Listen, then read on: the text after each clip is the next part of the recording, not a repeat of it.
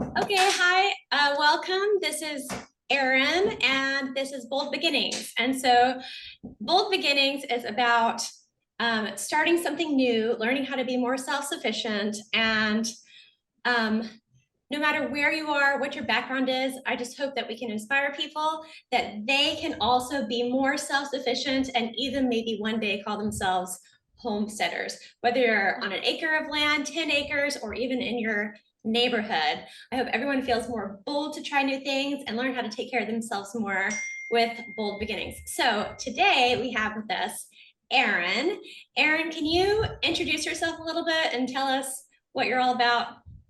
Yeah, I'm Erinn Boitano. I live in Central Washington. I'm the owner of Farmer's Daughter Living and Mercantile, which is a beeswax candle and vintage shop. And we started homesteading about 4 years ago. We bought a farm. And so, yeah, I really love old-fashioned skills. I love sharing that. I love thrifty design and all of that good stuff. So I hope to inspire many of you today to not feel kind of downtrodden, but feel encouraged. Yeah. Yeah. Now your story is very interesting. I found you, I got connected with you on Instagram. And tell me, what is your Instagram handle? Farmer's Daughter Living. Okay. And how did you get started on this path? What's your background and what inspired you? So I think it starts back to my early childhood.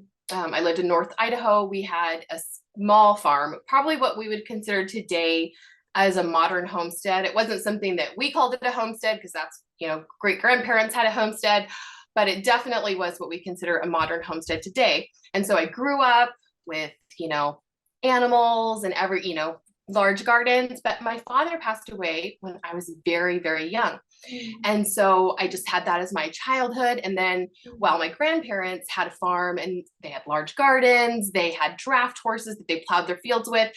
What I thought was kind of normal, it turns out that's not normal, right? It's very different. 100 years But ago. yeah, exactly, right? So Yeah. super different. But, I grew up like a normal 80s and 90s kid, like everybody else, after that. And we lived in a real rural area. I always lived where there was agriculture, but we didn't farm anymore. My dad had passed away and we moved to Central Washington. And that was kind of the end of that. And I think I always just liked that lifestyle. And after my grandmother passed away, my daughter was about 6 months old and she was my second. And I kind of felt like, oh, there's no one to teach me how to do those things. Like that's gone. Like I'm never going to be able to learn how to, properly care for animals. And we lived in Ellensburg, Washington, which is a Mm. town of about 20,000 people or so. So not really a town, but not really a city, somewhere kind of in between that. And we had a 928 square foot house. So by Oh, typical American wow. standards, that's pretty small. Yeah, with And two we did have a babies. large lot though, and it was 10,000 square feet. And Yeah. I decided, okay, guess what? I don't have my farm that I dream of having. And prices here are really expensive. Yeah. And this was like, 12 years ago or so. And things are even worse now. But then I kind of felt like it's never going to happen for us. We're never going to have it. But I stopped feeling sorry for myself. And I said, you know what? I might not have my dad here to show me how to do these things, and I might not have, a large farm, and I might not ever have a large farm, but I can do what I can where I'm at. And so I started gardening, and my father-in-law kind of showed me how to do certain things. And I thought, well, guess what? You can have backyard chickens now in Ellensburg. So the library was hosting like a clinic or something because it was like the new thing, backyard chickens. So my father-in-law actually took me to that. And I just pulled the trigger and got chickens and started gardening and doing all those things and Wait, just wait, wait, decided, wait. guess what? You Yeah. right now are on 10,000 square feet. Is that right? In 12 years ago, 12 years ago. Okay. Now I'm on 33 acres. So Ah, yeah, that's right? amazing. Okay, okay. Keep telling your story. I love that you started at that point. Keep I did. going. So I just decided, okay, guess what? I'm going to make the best of what we have and not feel sorry for myself. And I just learned how to do things. And I started learning how to can and dehydrate. And I would call my grandmother, my living grandmother, and ask her certain questions. And I just got really into domestic arts. I Yeah. guess what we would consider homemaking now, which is really making a resurgence. But 12 years ago, it kind of seemed like this isn't anything anybody's interested in doing. Mm. Um, Also, I was staying home with my kids, and going from a dual income to a single income was really difficult. And I think a lot of people can relate to that. And as I wanted to stay at home with my children as much as possible, I started doing little side hustles and such. And so that morphed into I rented a video from the library, and it was someone Wow. making candles. This is crazy. It's kind of a crazy story, but It's funny hang with that me. 12 years ago, you're still renting videos from a library. That's Right? It's amazing. so Yeah. weird how I guess I hadn't got into the blogosphere yet, which is certainly was a thing 12 years ago. Sure. Yeah. But I guess I was slightly old school That's still back okay. then. Um, but anyhow, so I rented a video, and it was about like dipping beeswax candles. And so I bought 14 pounds of beeswax online, and I thought, I'm going to turn this into a business. I wasn't a candle person. I had never done this, but I thought, I'm going to do the farmer's market. I'm going to sell some various things I'm doing. That way I can earn some money so we can maybe eventually get a farm. We can get out of Yeah. the city. We can do those things. And lo and behold, it shipped. So I bought it from eBay. It shipped from a place called Thorpe, Washington, which is Okay. about 10 minutes from where Ellensburg is. So Oh, I got it, and I messaged the man, and I said, hey, guess what? You're only 10 minutes away. Can I just start buying from you? So then fast forward about 6 years from that point, I ended up buying his farm. It was his family farm that had been in his family for over 100 years, but we had connected with him, and then over the course of time formed a relationship, and we ended up buying their farm. okay. So Where did they go? they moved to Tennessee. So his wife was, so technically they moved here from Oregon to take care of his parents who were not well. Okay. Okay. And that was kind of a long road. And their plan was to always move to Tennessee, which is where she was from. And so that's how it started. Is I had said something about what a beautiful place they have, and that just morphed into put me on the top of your list. And I kind of thought it would never happen for us. Like, how are we Wow. going to like make this ever work? But it Right. was just something that was talked about. and and then it ended up that he cared so much about, he was selling his family farm, that had been in his family for a long time. So we really wanted to make sure it went to the right people, and we were willing to, kind of have it be how it was, where they could kind of leave and not have to do a lot of things to it. And so there was a lot of sweat equity on our part, which is how we were able to afford it. And then, yeah, here But we are today. 33 acres, that's gotta be a lot of money. Yeah. Like, did you get that from beeswax candle making or? So we worked and we worked. And I think the biggest thing for us is we were living in this little house. Mm. And my husband does have a little bit of a construction background. Oh, So he's good. actually a fly fishing guide. That's what he does. But he Oh, had done construction and such. So he was building up his business at the time. I was building up mine. And he had grown up doing a little bit of construction. So we mm. decided, let's use the skills that we have. Let's fix up our house as like the best that we can. We need to get every dime out of it so we can get a farm. And our plan was we were going to sell that house, then move into another fixer-upper and do that. Markets changed, and we were able to make enough off of that little Oh, house because we were there for 13 years, and we built yeah. a garage, and we did it all with cash kind of along the way. We were able to make enough money to make that work. Not everybody wants to wait 13 years, right, to be Right. able to move and get their property. But for us, that was the hard thing we had to do. I really love hearing that because right now the housing market, it feels like it's doubled in the past 5 years. I mean, I'm from Texas originally, and my sister just 7 years ago or so bought her first brand new house, which was amazing, perfectly wonderful house in a nice neighborhood for 250. And now that same house is 400, at least 400. So a lot of us who our incomes have not caught up to the current housing market. So a lot of us are looking at houses, maybe wanting to buy our first house, maybe wanting to buy our dream property, you know, to get out of our first house. And we're thinking, how are we going to do this? So I love to talk to other people who are not just flush with money, who can just boom, boom, boom, buy whatever they want, whenever they want. So this is something that a lot of people can relate to. Now, you had mentioned to me personally before that this house that you moved into is a very old house. Is that right? Like turn of the century, 1900s or Yeah, something? so it's about 1910. And one of the reasons why we were able to get it for a good price is I told the people, do nothing to it, do nothing, Mm, because we won't be able to afford it. We can't even really barely afford it, right, as it is. yeah. And we did take a risk. My husband and I are both risk takers, but we realized this was our only chance that we were ever going to be able to get a farm. And so the woman had became ill at the course of time. So we were supposed to have a lot longer of a period of time of making it work. And it ended up the timetable changed and they were going to be leaving sooner. And so we were able to really kind of get things moving. And the deal became for them is they could take what they wanted and leave what they didn't. And that Oh, was like everything good, bad, ugly, everything in between.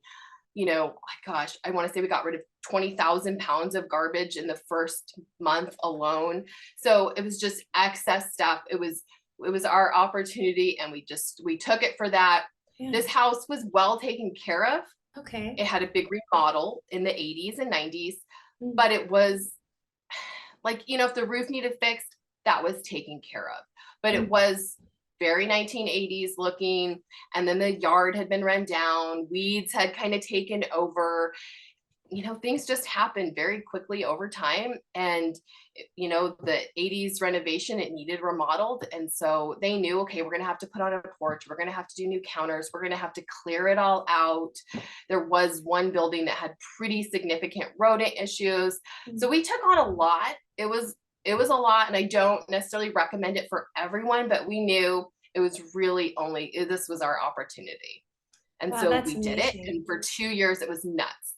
And we still don't have everything done that we want, but we kind of decided early on that we were only going to put our money towards income producing things for this property, which is Oh, another reason why we got it, because we knew right away it was going to be income producing.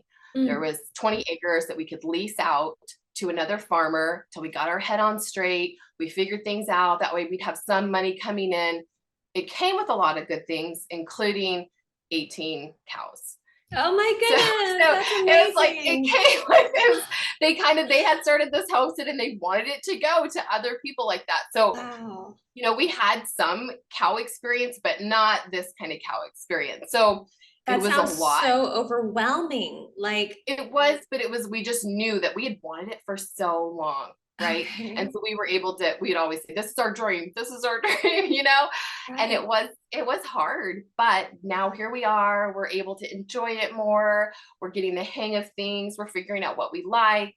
We're figuring out how to make money from the property, which is really important. And Hmm. so, yeah, here we are today. Oh, well, I just have so many questions. Okay, first of all, the Yeah. cows, since you just talked about the cows now, 18 cows. Are these just grazing cows, meat cows, dairy cows? What kind of cows were these?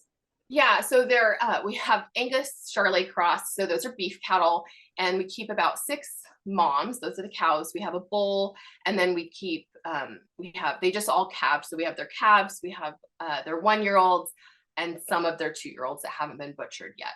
So we have about right when we first took over the farm, we did sell about a third of them Okay. immediately because Why? we knew, okay, we have to get our numbers down because we're going to sell them, put that towards hay for the winter for them, Yeah. get our head on straight. And then we built the herd back up a little bit. And so we're really trying to find that happy medium to where we're not having to buy a lot of hay in, get our costs right, you know, figuring those things out along the way. Right. How much would it cost to feed a cow, or how many cows do you have now? Right now it's about 22, but we're Okay. going to probably lose 2 more here in a second. Those get sold because we sell them by the whole half or quarter generally. So Okay. we have, Okay. yeah, our own meat, and then we feed about 10 other families or so. Oh, that's great. Yeah. So how Yeah. much would it cost to feed those 20 cows, say, a month? Or do you calculate it that way? My husband does most of that. but I mean, it was a lot more than we had anticipated. You know, I Mm. would say probably 10,000 in hay like a year. And so we're kind of really getting, yeah, like yeah, mind boggling, right? So, so we're really getting now. We knew when we were buying the property, and granted, those prices fluctuate because we do make money off of the cows. So there Yes. is money that we made off of that that's deducted from it. So we're not like losing 10 grand or anything like that.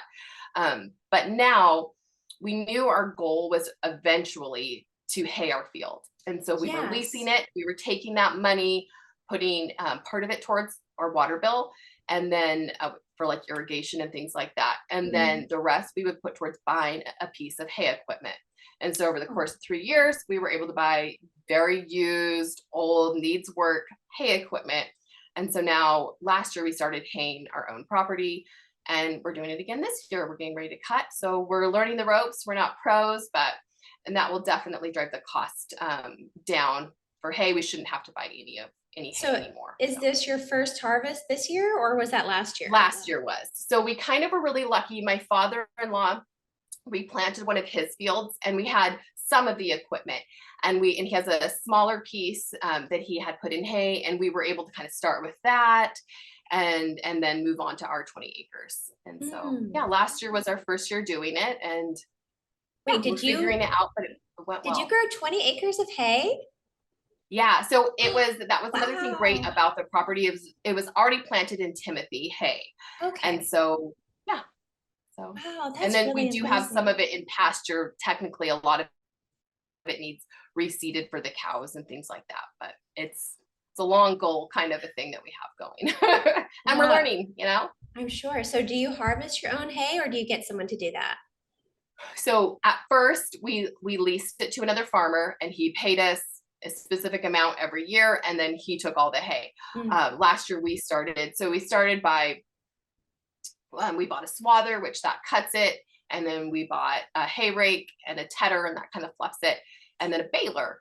Mm. And we were picking it up by hand, which is doable for 5 acres, although really a lot of work. If anyone's ever picked up hay, it's a ton of work.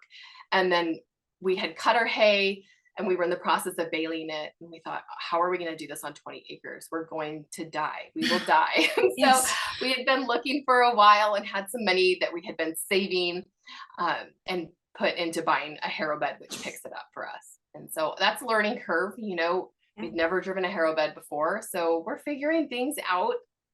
Wow, And that's so amazing. So this is not a small farm. This is quite, I mean, okay, it's still it is and considered it a isn't. family farm, but We consider ourselves, we always are like, we're somewhere between farmers and homesteaders, you know, like we're not like no one could ever make a living off of 20 acres here. mm, This is a really like for just selling their hay. You know, like a mm, farm our size here, that would generally be like if you are selling at the farmer's market or something, you could do a lot with this 33 acres. But in our area, you really to have a farm that if that's just specifically what you're doing, unless you're being very diversified, but like your standard hay farm, you're going to really need at least 200 acres here in our valley. So okay. yeah, it Wow. just kind of depends on where you live. And then some places, anything under 10,000 acres is nothing. And then other places, 10 acres is huge. So Mm, to us, this is plenty. We feel like we can barely manage it, but we're yes. learning and trying to make things more efficient. Are And yeah, you we and your fail plenty. family, are you and your family managing this all by yourselves, or do you get people to help you? Do you hire people? So we have 3 children, and one of them is a very strong high school boy. So he Oh, helps a lot, okay. which is great. And you know, my father-in-law lives here, and he helps with things, and we go and help him at his place. And so, yeah, So we your don't high always. school boy, I have to ask about how old is he?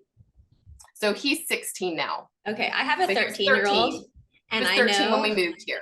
Yeah. I know my 13-year-old would hate me if I tried to get him to do this stuff. So how was the transition for your son going from not farm life to farm life? Well, we had one of the reasons why we had always wanted to farm is I really wanted to develop certain skills with my kids. And so, you know, we might not have had a farm, but we had, you know, had them do certain things on I mean, I wouldn't have called it a homestead when we lived in town, But looking back now, it really was like a mini homestead on that small little farm. And so it was in town, but he was doing little things, and he just really liked being able to spread out. Yeah. He can do things that we certainly couldn't do in town. And so it always takes a little bit of, I don't know, for him, he was just so excited. Yeah. That's And great. granted, like he was very excited for the harrow bed. He didn't want to pick hay up by hand anymore. So I can imagine. Oh my goodness. And how old's your youngest? our youngest is 7. So, Oh, he was okay. 3. He turned 3 when we first moved here. And so this is like pretty much what he feels like all he ever has known. So, Yeah, that's great for your youngest. And I have a 3-year-old right now, and I was thinking, you know, if we are blessed to be able to get even an acre, you know, mhm. uh, in Texas right now, everything's quite expensive. If you want to be anywhere near a city, like even within 2 hours of a Everyone big from city. Washington is moving to Texas. So I'm sure Washington people are saying, "What? Texas is cheap. Look at Washington." But now they were, and now I know of friends that were like, we were gonna move there, but we have to move somewhere else. So like go to Arkansas or Alabama or something. I know it's thinks cheaper that's there. hard. Yeah, my friends have Yeah. said, "Hey, don't go Yeah. back to Texas. Come over here. It's cheaper." I said, "Well, my family's in Texas. I've been gone for almost I 20 know. years." So, And that's how we were too, because we, at a point we kind of were like, okay, can we ever afford property in Washington? Like, or is it gonna happen? We would have never dreamed of 33 acres. We were just hoping for a couple acres. right. And we had talked about, do we move? But everyone lives here. And so, for us, our hard thing was just waiting it out and trying to figure out building our businesses and remodeling our house to make it Right. all work. But some people, I know their hard thing is they've had to move other places, but that wasn't something we wanted to do. So I get that. Yeah. I totally understand that. I think relationships and family is so important. So yeah, I was thinking if my 3-year-old, what I was thinking was if my 3-year-old gets to a property where we can start growing our own food, just a family kind of self-sufficiency thing. That's a lot of work with a small preschooler because they need a lot of your attention. And did your son just go after you and play in the mud and do this and do that? Did you send him to school? How did that work out for you? So I consider us unconventional homeschoolers. And why Okay. we're unconventional is we have bounced back between public and Mm, homeschool. And sure. so my youngest has only ever homeschooled, where my older two, they're back in public now. It's just kind of what works for us. I know everybody gets really different. So my youngest is always here. When we first moved here, obviously there's things that are a lot more dangerous here than there were like in town. And so, but he lives a pretty wild life. And so he just goes and kind of does his own thing. And it's great to watch him. The other day we were moving pigs and my older two were in school. And I needed his help and he just knew what to do. Where, with my other kids, we all had to kind of learn together how to do these things. We didn't know how to work certain animals. And he just has picked it up because that's all he's really ever known. So it's interesting to see kind of just the differences there. So But all three of with your my older kids, two and us, we all learned together. So yeah, for sure. And so all three of your kids, they are, thumbs up on board with the farming life. yeah, they are. Sometimes, their friends go on lavish vacations and we don't. Yeah. And that was a decision that we made. First of all, we've never really been lavish vacation people because we were trying to live as frugal as we could so we could perhaps buy a place someday and try to Right. stay as debt free as possible. And so, we would do simple things like go to national parks and things like that. Now that we have a farm, it's really hard for us to get away. We are getting to a point where my nephew is older and he can come and probably house sit for us and kind of watch things a little bit. But I've always asked my kids because they do get bummed sometimes when we're here and everyone's, I don't know, in Hawaii. And I say, what would you rather do? Would you rather live here, okay, and not go on vacation? Or would you rather be back in town and we can go back to going on small little vacations? And they always, without a doubt, we want to be here. We want to Mm. own this place forever. So, Oh, there's trade-offs. Yeah. that's really good. I love hearing that because, I have 4 children myself and I also homeschool, kind of a mashup of homeschooling as well. Yeah. We do online school, we do homeschool. I have a 3-year-old, so, whatever works from year to year. But one thing I was talking to my 13-year-old about, because I'm looking at the housing market now and people's incomes now, and I don't think it's going to get much better too soon. And so I've been thinking, when he goes to university, if that's his path, then I would like for us to start working on building these tiny homes on our property for my sons, at least, or daughter, whatever, so that they could have their own space and have them pay rent that I will put aside for their mortgage in the future. Kind of like force them to save for their future home instead of just throw away years of rent on an apartment until you can somehow save money for a house. So I was thinking with your property, you could totally do something like that. We could. And so we've talked about things like that.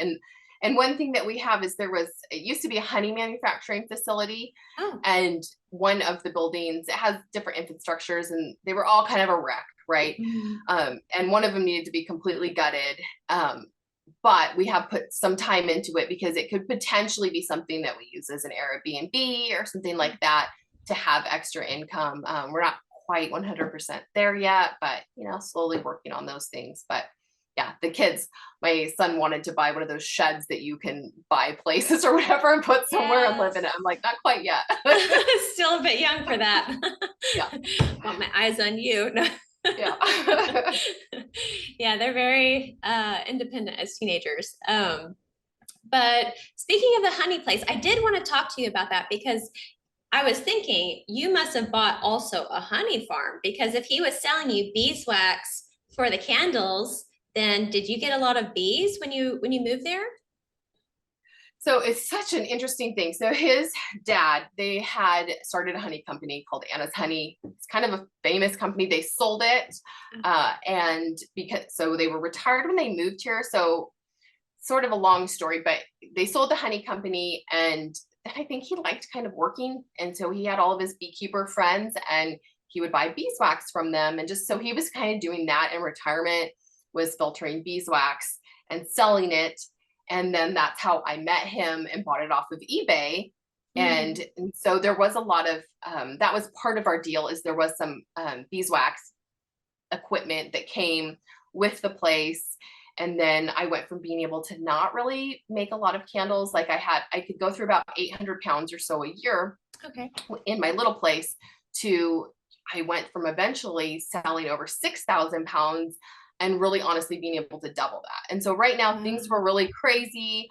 And I was at a point where, you do so many things and you can't do them all well. So I'm on a tiny bit of a hiatus while I kind of refocus on what I'm going to do in the future for it. I'm still going to certainly make candles. I love doing it, but I do have to scale things a little bit differently and kind of modify my business plan. And it was nuts for a while. Well, I mean, if you were processing that much beeswax, you were selling all those candles, right? Yeah. And so, I went from before I was buying it already filtered, ready to go and make into candles, to having to filter it, getting it raw from various beekeepers. And it was really good because during the stay-at-home orders, I just like dialed it in. My husband couldn't work and we didn't have a job where he could like be making money. If he's not the fly shopper guiding, he wasn't making any money. So I was like, what are we going to do? And so we just like went full force for it. And, I wish we had the time to keep running the business like that. But right now I just have a special time with my kids. They're young still, and I'm trying to homeschool and trying to do all the things in homestead, and you can't do everything. So, I'm going to certainly keep doing it, but it will look different in the future. Yeah. That's interesting because I think as women in this time in history, we've kind of been told that we can have everything, we can do everything all at once, the job and the body and the family and the personal time and the good relationship with your husband and everything. You can just put as much energy into all of that all at once and you will be fine and mentally stable and good. But no, you won't. I don't think they ever promised us mental stability, obviously, because nobody seems to be mentally stable. But the same thing goes with homesteading. we think, okay, we're going to go home, we're going to do the traditional lifestyle and kind of go back to previous generations' way of life. And then you realize that is also a ton of things that you can do. You can make your own clothes and farm and keep cows and bees, and you cannot do everything. Because if you look back to, I don't know, 100 years ago, 150 years ago, these people were not doing everything. They were choosing one thing and really focusing on that one thing. And then you had other people that did one thing, and then they all helped each other out and sold things and bought things. And so I think now, because we have access to so much information and opportunities, we think, oh, we're just going to do everything. But we shouldn't feel bad about not being able to do everything. No, and I think it's taken me a long time. I mean, I'm 42 years old, and it took me, I struggled when I was staying home with my kids, Mm. feeling that I'm supposed to be working, I'm supposed to have this career that I don't have, but really feeling in my heart that I want to be home with my kids. And so I am glad now that I was able to start the business that I did and do it on my terms. And I love homemaking. I really do. And I struggle with wanting to do it all, but I've gotten really good at saying, guess what? This isn't the year for this. And like we've done dairying before. I've Yeah. milked and now I'm like, I can't have a milk cow right now. As much as Mm. I would love to, I have no time for that in my life. Like Mm. we're kind of doing a smaller garden this year. We're not doing meat birds. We're just really focusing on a few things. And doesn't mean that I'll never do that again.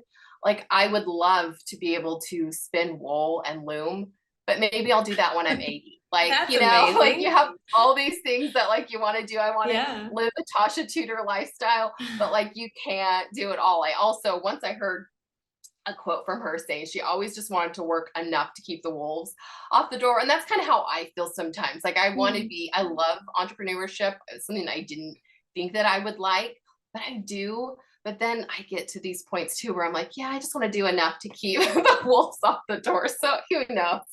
Yeah. Wow. Yeah. I mean, what you're doing already, like, I still think you're doing a lot. and, Yeah, and it's that's, crazy. And I feel like that's a great. lunatic most of the time, but you just do the best that you can do. And I've gotten really good at cutting certain things loose and just saying, okay, it's not the year for that. And and we know that like the hay is something that's like that's been a whole huge thing. So I think Yeah. another thing we're thinking about is like maybe we don't need as many cows. And so Mm. trying to figure out what size of homestead works for you, like our kids, some of the other animals we have lambs and we have pigs, because they do like 4-H and that's kind of their thing. But it will probably be something in the future. I'd love to have all of the animals, but we probably won't. Maybe one year we'll do this and one year we'll do that. So That's great. And yeah, that's really great because I'm looking at your lifestyle and I think that's really cool. Like I would love that. However, my husband was born in I mean, he grew up in a mega city, Singapore, and which is a country city kind of thing. yeah. And that's where I am now, waiting for him to get his green card for the US. But after that, he spent 18 years in Shanghai, China, which is also about 28 million people. Mhm. So he's always, his entire life, lived in a megacity. And I have slowly been convincing him that our future includes chickens and a Yeah. garden. And he's on board with that. But how do I say this? He's not super handy. So I grew up helping my mom around the house, Mhm. tearing down walls, putting down tiles, sawing things, whatever she wanted to do. I was helping her with that. But he said, if there's a problem in the house, I pray over it because I don't know how to fix it. So I have to go into my future thinking, okay, it's going to be a lot more work for us because as a couple, we don't have as much experience and background and that kind of stuff. So, but it is good. It's really great to hear about how you started all this on just a smaller piece of land and then you graduated from there and now you're kind of figuring out what to do with that. So that's really interesting. Yeah, I try to tell people too, is like with homesteading, like I know people that it's been something like we kind of want to do this. Like we really feel it in our heart that this is what we want to do. we want to be able to raise all of our own food and whatnot. And maybe they've rented a place that was on a little bit of land and they could try things and get their feet wet and see, is this something we like doing? Because there are things that we did in town, like we raised meat rabbits for a brief period of time because that's what we could do in town. I have zero desire to ever do that again. I hated every minute of it. Why? And that's okay. You figure out the things you like and you cut the things out that you don't. And so your husband, maybe he isn't the most handy person, but he's going to have other things that he excels at. And so it's just figuring those things out, figuring out what you like. Yeah. Yeah, I am really bad at making money, but he is good at making money. Right. So Right. That's so he can make the money and I can be the hands-on person. And maybe like I was telling him I wanted to make this little mini house. I said, it's just like a shed. I think I can do it with my son. And he said, are you sure? I said, yeah, I can do it. Girl power with my son helping me. YouTube. You can YouTube anything. Yeah, definitely. So you were doing the candles, you're taking a break from that. Now, is that something that's easy to get into? Would you recommend that to someone who wanted to get started doing something? It was so random how it all started. So, like I said, I started doing the farmer's market selling various things. And I did different needle felting things. I made soap. I made candles. And I just realized pretty quickly on, first of all, I didn't have very much money to start my business. I was able to pool together like $300. I was like, okay, this will be how I start it. And so I started doing farmers markets. And I realized pretty quickly that I could make the candle part of it a business. And granted, this was like in 2011, 2012. So it's quite a while ago now. And in my area, I just kind of got good feedback and I started building it, started doing more markets. And then I started selling online. Eventually, like I scaled back my markets and was doing just online. I did really well on Etsy. It was just like a really good fit for me. And eventually my own website. And so I think any business, if you enjoy what you do, and which I really do, I think you'll be successful. And so for me, it's just like really niching down quite a bit because I had a lot going on, figuring out exactly. And that's all I kind of plan to do right now is I was doing so many different kinds. And it was just a lot to fulfill orders. And so I think I'm just going to kind of go back to basics for a while. And I'm going to probably get out of wholesaling. I was doing a lot of wholesale and there's just various things I didn't like about doing that. And I'm going to probably just do my, online sales through Etsy and my own website. And then I started doing probably with this house because I started collecting antiques for it. And I love fixing things up and working on the house. I don't know how it led to it, but then I started doing like an antique show. So now I'm doing that alongside the candles and that's great. Does that make you money, antique shows? Yeah. So I just did my first show recently and I had been selling like small things on my website. I had kind of incorporated that into it. And like, I'm all about little side hustles sometimes because like I said, we don't have, great deals of money to put into our house renovation. Right. And even though I said that I was okay waiting to do our house renovation, it's hard sometimes living in a house that isn't what you want.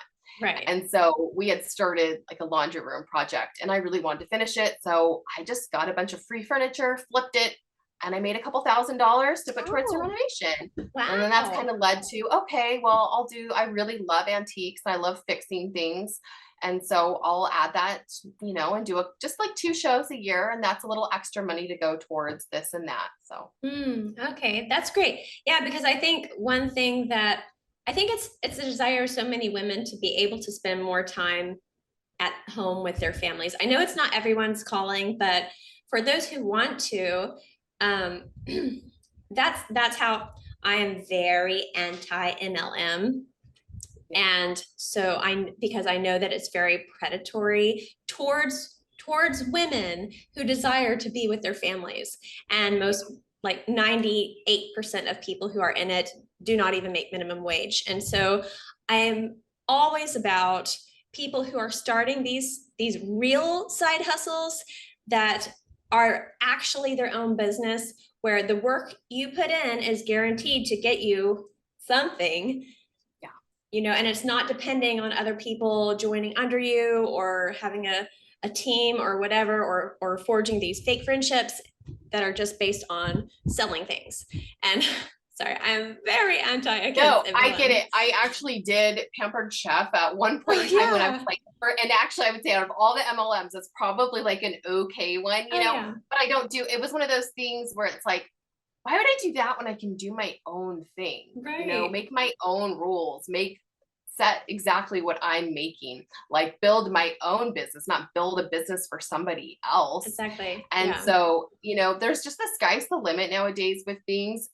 When I first started, we moved here, I went from doing candles. I opened up another Etsy shop where I was selling just the filtered wax. So like other Mm. candle makers were buying it, and so that was helping me sell even more wax. And I Mm. did really well doing that. So there are so many different things that you can do to make money, whether it's a side hustle or something you want to turn into a career.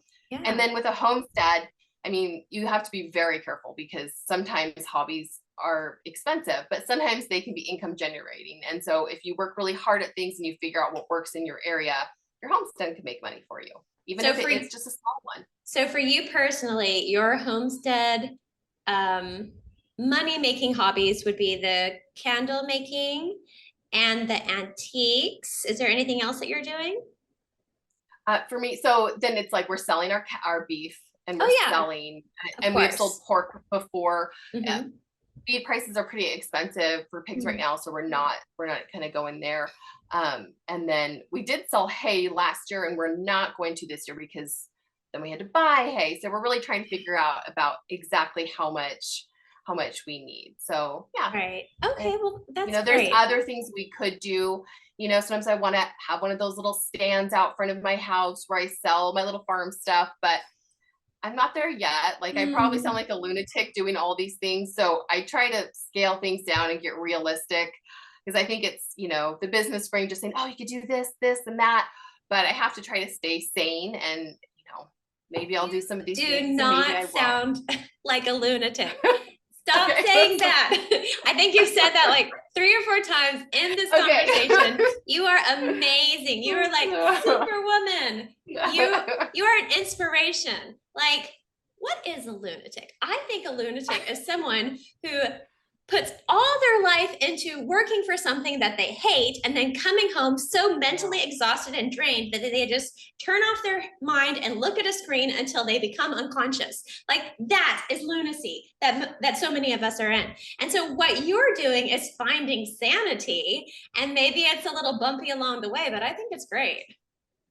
It is. And I think we were just really willing to do the things. My husband's worked hard building his business up, and maybe he could have done something else where, I mean, he's been offered other jobs that made more money, but Mm. it's like he doesn't want to do that. He loves what he does. And now we love that we have a homestead.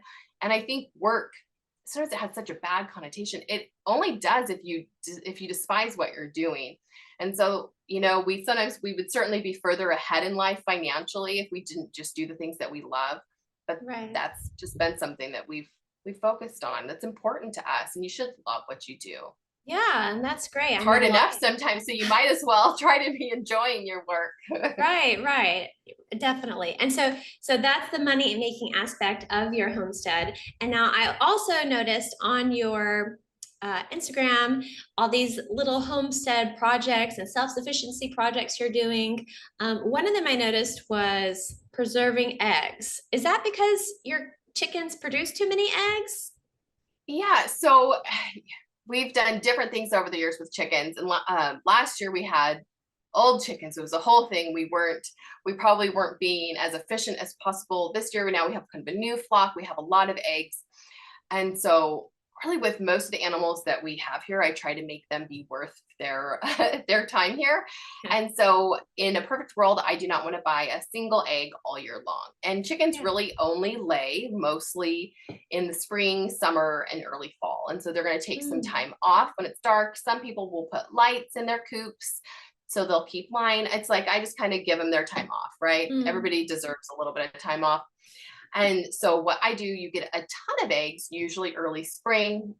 We're still getting a fair bit of eggs right now, more than Mm. we can eat. Okay. But I will want those eggs come winter when they're not lying. So what do you do with surplus? You learn to do different preservation methods.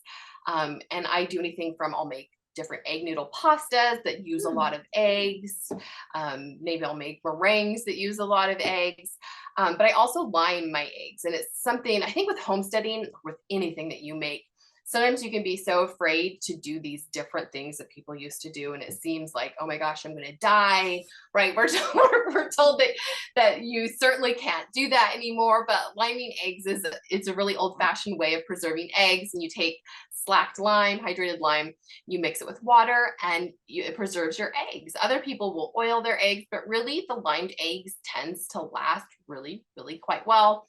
So I just store them in like gallon jars, and I'll put about 6-gallon jars up that way, and I preserve them, and we use those for baking in the winter when they're not lined. And then I'll freeze eggs too.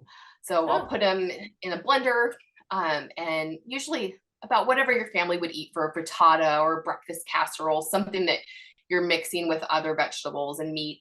And I'll scramble them up. I'll put them in like a Ziploc bag and freeze them. You could use mason jars if you don't want to use plastics and such, and those work too. And then you unthaw them, and you can make frittatas in the winter when your chickens aren't laying eggs. Oh, so they have similar consistency. They have the similar consistency after being defrosted. It's a little bit. It looks kind of gross, to be frank. It's like it's kind of thick. It reminds me a little bit of like a lemon curd. Okay. But when you mix it, right? But that's why I generally just mix it with like sausage or something I'm going to make a frittata with, and it's great. Okay. Okay. Well, that's good. So back to liming. Is that the same lime you would use for soap? Soap making? That is Lye. Okay. And a lot of people do get that confused. And there are two different kinds of lime, Lime. Yeah. And what I use is hydrated, slacked, I think, are like the terms where I think it's been treated with water, so it's not caustic. I heard it's quite corrosive, right? Yeah. So I think like I don't know. They use the other kind for, I'm not really sure, like odors and all sorts of stuff. I'm not. Okay, so if somebody, it works quite well.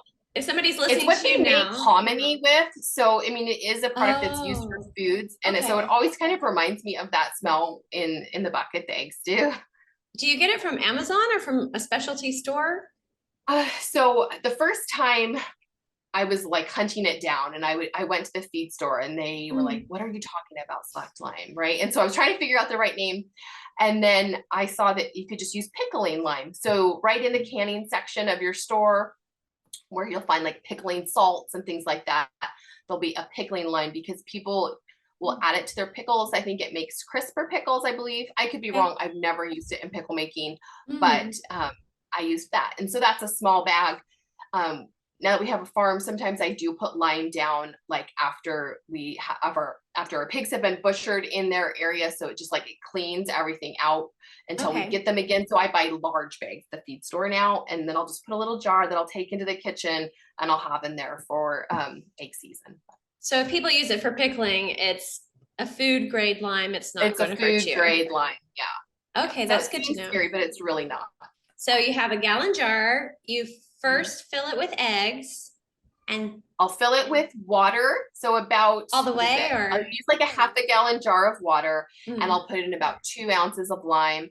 I'll shake it up, and then I'll add that to my gallon sized jar. Then I will put the eggs in, and that tends to be, sometimes a little bit of the water will come off the top. So I do it in my sink, and that tends to be about the right amount, where the eggs are completely submerged. So they have to be completely submerged. Don't eggs float? Would they not float? So eggs float when they're bad. So eggs will float to the top in water, like if they're too old. And then it has something to do with the lime and weights and all that. They don't float in lime. So okay, so the water's all the way to the top, then you put the lid on, and then they're good for how long? I have people that say that they'll last for like a year. I try to shoot for like that 8-month mark. Just because the yolks will get softer. You do have to make sure I use unwashed eggs. So eggs have what's called a bloom on them. They need to be unwashed, and they need to be very clean. Sometimes in the spring, they might get muddy or things like that. So I just try to go out more regularly, grab really clean ones, make sure there's not mud or anything gross on them. Make sure there's no little hairline cracks or anything like that. The spring, their eggs are really hard usually. Like right now, Mm, we kind of need to give our chickens some oyster shells, so they'll have a little bit harder shells. But in the mm. spring, they're really hard, so those eggs work well.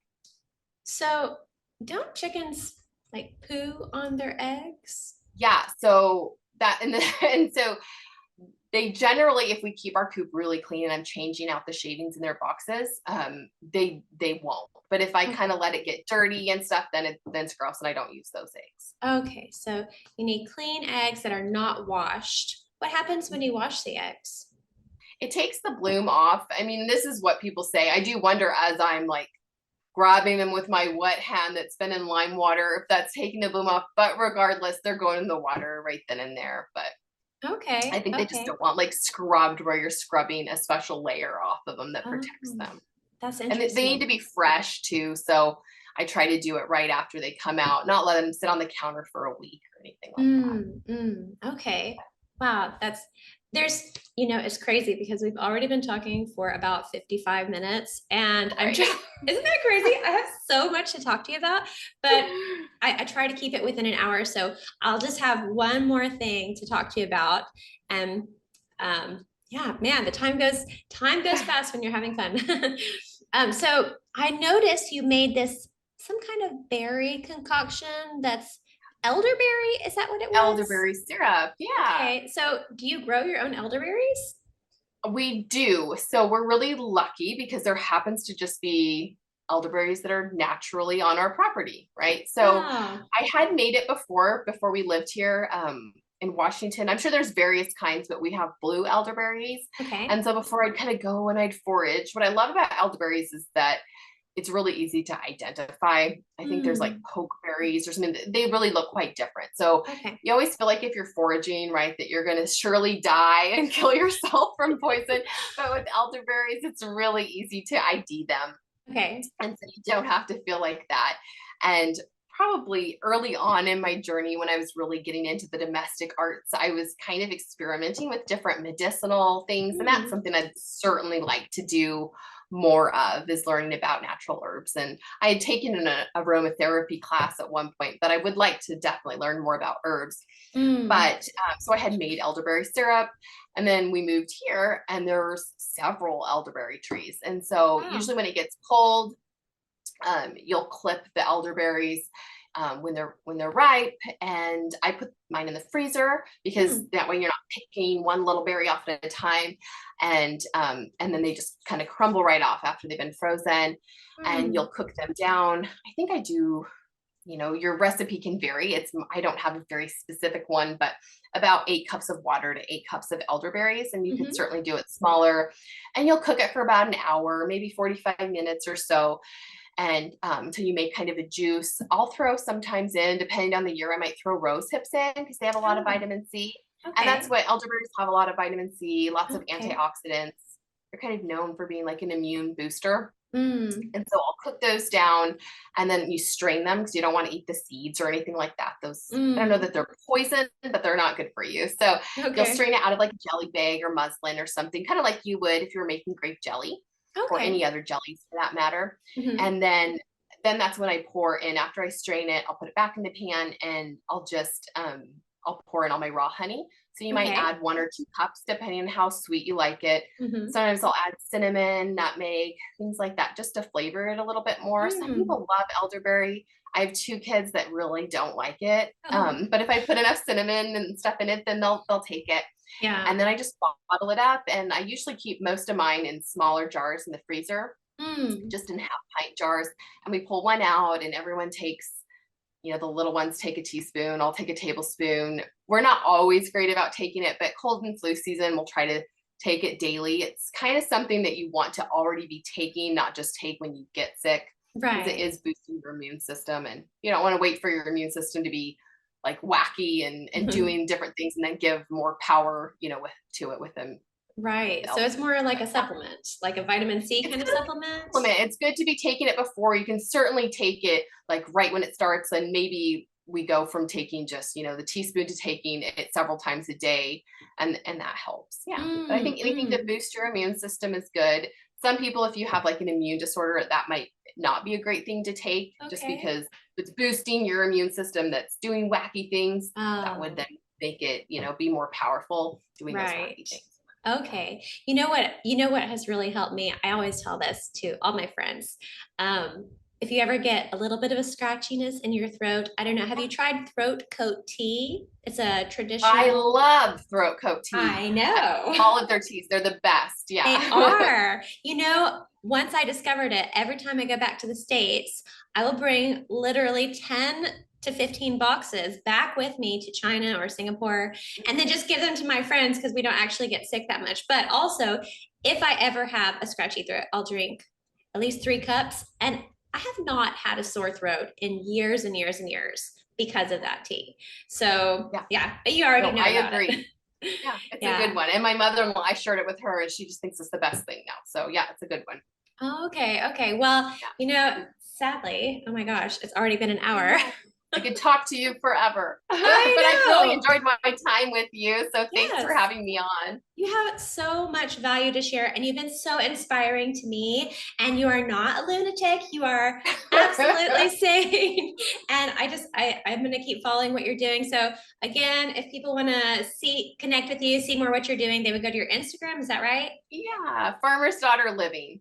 Okay. And then is there a link in your bio to your shop for things Mhm. and that kind of stuff? Yeah, which is shopfarmersdaughter.com. And there's a link in my bio. So Okay. Well, Erinn, thank you so much. I hate to end this because I have loved talking to you so much, but let's keep in touch. And thank you so much for spending time with us and coming on today.